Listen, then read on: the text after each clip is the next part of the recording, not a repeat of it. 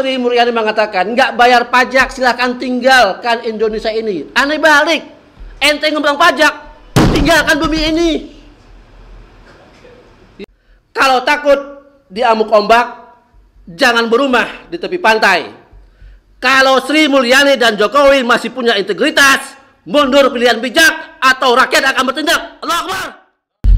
Bismillahirrahmanirrahim. Assalamualaikum warahmatullahi wabarakatuh. Waalaikumsalam warahmatullahi wabarakatuh. Alhamdulillah, alhamdulillahirabbil alamin, wassalatu wassalamu ala asrafil anbiya'il mursalin wa ala alihi washabihi ajmain. Amma ba'd. Alhamdulillah, segala puji bagi Allah yang kembali mempertemukan kita. Tiga pembicara tadi sudah cukup panjang lebar memaparkan gitu. Nah, untuk yang saya sampaikan ini adalah perspektif yang sedikit berbeda gitu. Ya. Artinya apa? Kasus 300T sebenarnya itu bukan kasus yang pertama kali gitu. Ya, secara esensi korupsi ya, kalau kita anggap 300T itu adalah hasil korupsi. Walaupun sebenarnya 300T itu apa? Akumulasi sebenarnya ya. Dari bermacam transaksi yang terjadi di Departemen Keuangan gitu. Nah, kalau transaksi-transaksi tersebut terjadi berulang-berulang, nah permasalahan berikutnya, apakah ini permasalahan sistemik atau bukan gitu. Nah, ini pertanyaan mendasarnya gitu. Nah, kalau kita lihat kasus-kasus korupsi di negeri kita ini, coba kita flashback kembali gitu ke periode-periode sebelumnya gitu. Ya. Pada zaman Orde Lama, zaman Presiden Soekarno, ya, mungkin korupsi ada. Ya, tapi mungkin tidak sebesar sekarang nilainya gitu. Tapi esensi korupsi tetap terjadi gitu. Nah, pada zaman Orde Lama, Presiden Soekarno membuat sebuah undang-undang, ya, dikeluarkan dengan Peraturan Penguasaan Militer Nomor 6 Tahun 1957. Nah, inilah perangkat hukum yang dibuat oleh Orde Lama untuk bagaimana mengatasi korupsi ini gitu. Lama, ya. Saking banyaknya korupsi, tanda petik gitu ya. Zaman Hindia Belanda juga, itu kan sebenarnya korupsi kan sudah merajalela gitu. Tapi pelakunya apa? Penjajah. Begitu Indonesia merdeka, sekarang pertanyaannya, apakah korupsi itu habis dengan kita merdeka? Ternyata tidak gitu. Ya. Artinya apa? Selagi berhubungan dengan fulus, mau penjajah, mau kulit putih, kulit hitam, coklat, tetap saja sama gitu. Ya. Ataupun matanya sipit, nggak sipit, sama saja gitu. Nah, artinya apa? Inilah karakter manusia gitu. Begitu melihat materi, hijau dah matanya tuh. Ya, artinya apa kalian? Itu di zaman Orde Lama ada peraturan dibuat oleh Presiden Soekarno gitu. Nah, hasilnya apa? Jebol juga. Korupsi bukannya berhenti, malah semakin merajalela gitu. Nah, di masa Orde Baru, ya, Presiden Soeharto juga membuat aturan dengan mengesahkan Undang-Undang Nomor 3 Tahun 1971. Sama isinya tentang pemberantasan tindak pidana korupsi gitu. Ya. Kita tahulah Orde Baru itu waktunya panjang, 30 tahun lebih gitu. Artinya apa? Mungkin secara catatan sejarah jumlah korupsinya mungkin banyak gitu. Tapi secara nilai mungkin masih kalah fantastik dengan yang sekarang gitu. Tapi esensinya sama saja gitu. Ya. Mungkin kalau orang dulu mungkin tanda petik masih malu-malu korupsinya gitu. Ya kan? Kalau sekarang korupsinya apa? Terang-terangan. Ya. Nah, sekarang di zaman reformasi ini gitu. Kira-kira bagaimana ya? Tindakan anti korupsi ini dilakukan oleh pemerintah gitu. Ya. Setali tiga uang gitu. Dari zaman Presiden Habibie, dari zaman Gubernur, dari Megawati sampai sekarang Jokowi gitu. Kita lama gitu kan? Sampai terakhir dibuatlah Komisi Pemberantasan Korupsi gitu. Nah, artinya saudara sekalian, kalau kita melihat ternyata Republik ini sudah berdiri berapa tahun ini? Dari 45 sampai sekarang gitu.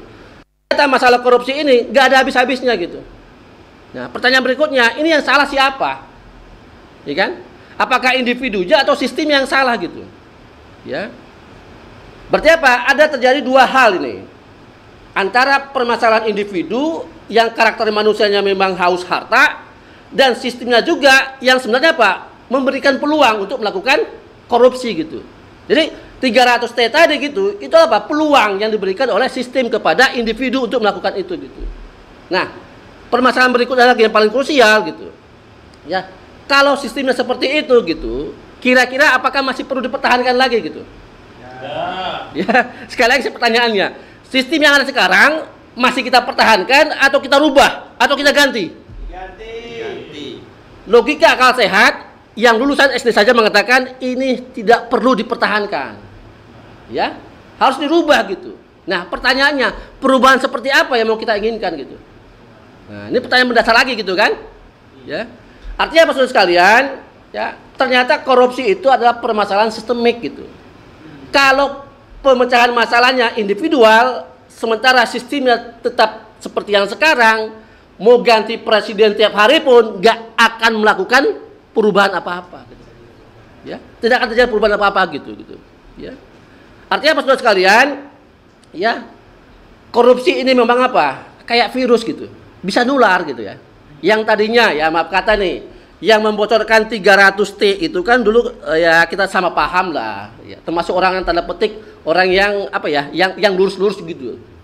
Tapi begitu masuk sistem, bengkok juga dia, ya kan? Nggak tahu di akhir-akhir ini kok tiba-tiba agak-agak sadar gitu ya, ngasih bocoran 300T itu gitu. Ada apa gitu?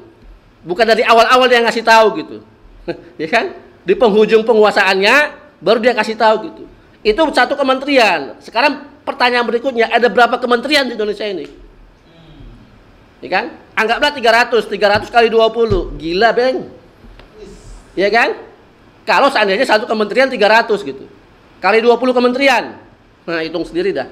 Nah, artinya apa saudara sekalian? Ya. Jujur kita mengatakan gitu. Kalau Sri Mulyani mengatakan nggak bayar pajak silahkan tinggalkan Indonesia ini. Aneh balik. Ente ngembang pajak, tinggalkan bumi ini. Ya, Sri Mulyani ngomong gitu. Enak banget gitu loh. Kita yang bayar pajak, ente yang ngemplang, ente suruh kami keluar dari Indonesia gitu. Mabuk apa kamu? Ya, luar biasa perkataan-perkataan seperti itu gitu. Tambah lagi radikal, ente ngomong kayak gitu, maksudnya apa gitu? Ya, nggak puas apa gitu? Terus memeras rakyat dengan 1000 macam pajak yang harus apa kita bayar gitu. Hari ini pajak apa lagi yang mesti dibuat gitu untuk memeras apa rakyat ini gitu. Sementara ente ngomong enak aja gitu, nggak bayar pajak silakan keluar dari Indonesia gitu. Luar biasa gitu. Di mana empatinya gitu? Ya kan? Sekarang giliran ente kena kasus, ente diam. Ya kan? Luar biasa. Nambah lagi narasi radikal gitu. Nah, kalau kita lihat saudara sekalian gitu. Kenapa dalam kasus ini justru apa? Narasi radikal yang diputar lagi gitu. Ada apa gitu? Ya. Satu sisi ya kan, kasus dia yang bermasalah gitu. Tapi satu sisi melemparkan permasalahan kepada pihak yang lain gitu. Ini namanya maling teriak maling. Luar biasa ini. Ya. Sudah ada yang korupsi, kita yang dicap sebagai maling juga gitu. Luar biasa ini. Ya. Nah, kalau narasi radikal yang dinyanyikan kembali, saya pastikan itu adalah apa? Itu adalah agenda Barat. Kita lihat, kita cek secara ilmiah gitu. Ya. Kalau kita buka kamus bahasa Indonesia, apa arti radikal? Ya. Apakah ada dikaitkan dengan agama? Kan tidak. Ya kan? Artinya apa? Ada agenda asing yang memancing tanda petik mengambil keuntungan dari apa? Narasi radikal ini gitu. Kasus pajak tapi dikasih embel-embel radikal gitu. Ya. Padahal kejadian di Menteri Keuangan juga permasalahan berikutnya seperti itu gitu. Ya. Nah, kita lihat secara epistemologi gitu. Radikal bisa dipastikan bukan berasal dari khasanah pemikiran Islam. Ya. Itu berasal dari apa? Khasanah pemikiran Barat secara epistemologi gitu. Ya. Silakan cek kembali gitu. Ya. Sampai hari ini di kalangan akademis tidak ada kata sepakat semua kalangan akademisi yang mengatakan definisi yang sama tentang radikal. Masing-masing punya persepsi gitu. Masing-masing punya subjektivitas terhadap radikal tersebut gitu. Nah, pertanyaan berikutnya, definisi siapa yang dipakai oleh rejim ini untuk menuduh kaum muslimin sebagai radikal untuk menutupi kasus 300T ini gitu. Ya kan? Ini namanya apa? Nalar yang sangat sesat gitu. Sudahlah cacat dari awal secara pemikiran, ditambah lagi dengan apa? Cacat logika gitu. Ya. Tapi pemain-pemain yang merasa apa? Aku ini apa? Menteri Keuangan terbaik sedunia. Apaan gitu? Ya. Apakah kualitas seorang menteri keuangan terbaik dunia seperti itu gitu? Ya. Ada masalah, lempar ke yang lain gitu. Ini kan bukan gitu. Ya. Luar biasa nih Sri Mulyani ini gitu. Ya. Artinya apa saudara sekalian? Ya.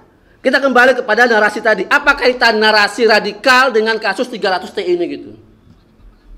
Kita tarik benang merahnya gitu, ya. Kita mengatakan, ya, kasus 300T akan ditutupi dengan apa? Isu radikal.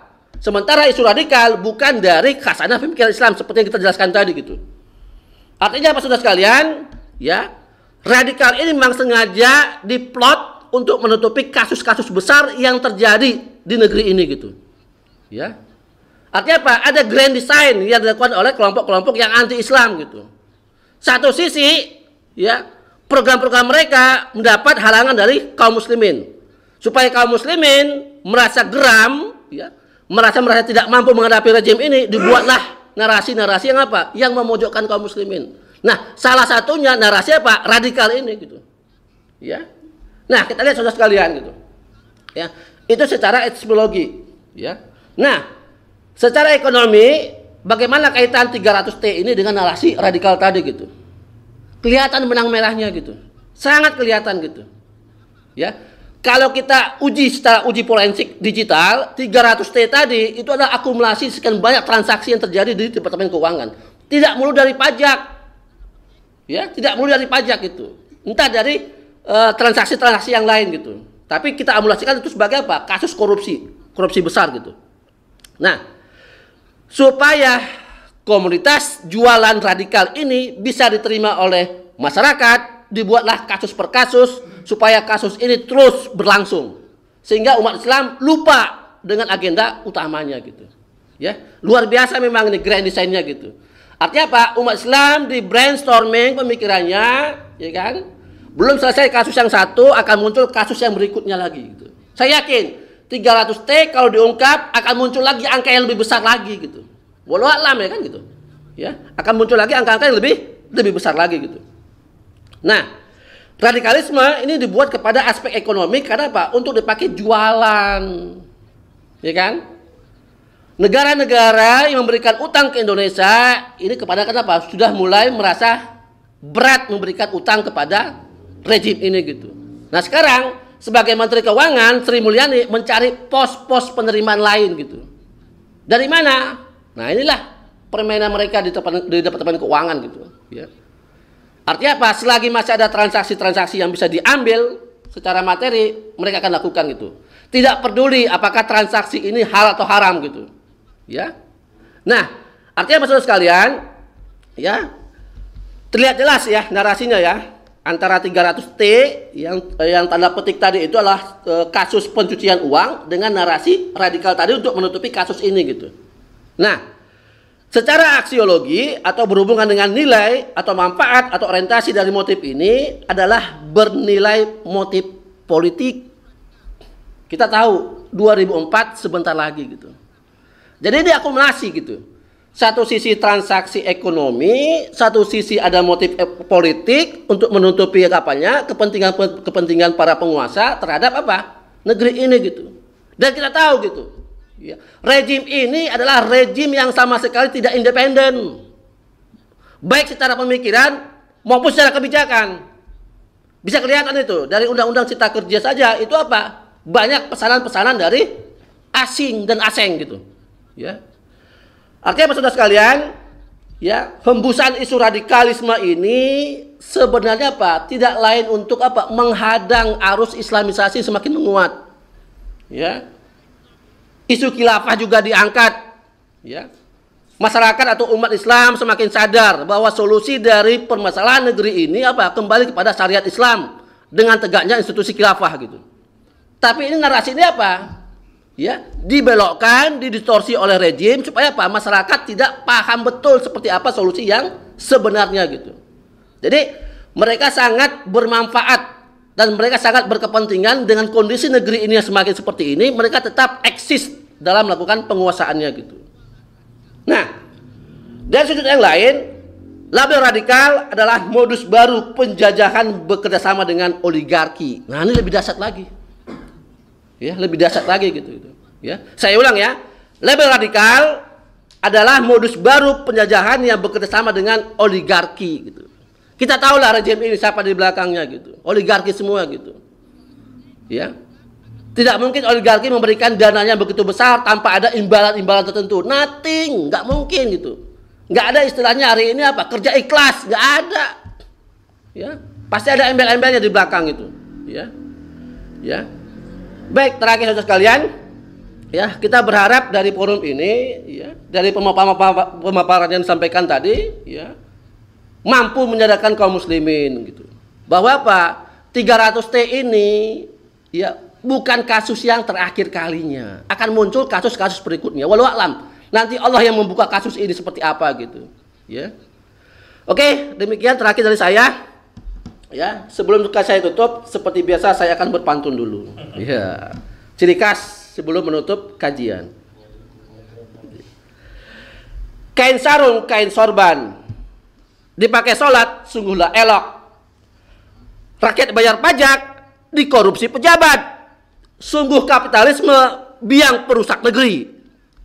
Kalau takut diamuk ombak, jangan berumah di tepi pantai. Kalau Sri Mulyani dan Jokowi masih punya integritas, mundur pilihan bijak atau rakyat akan bertindak. Allahu Akbar.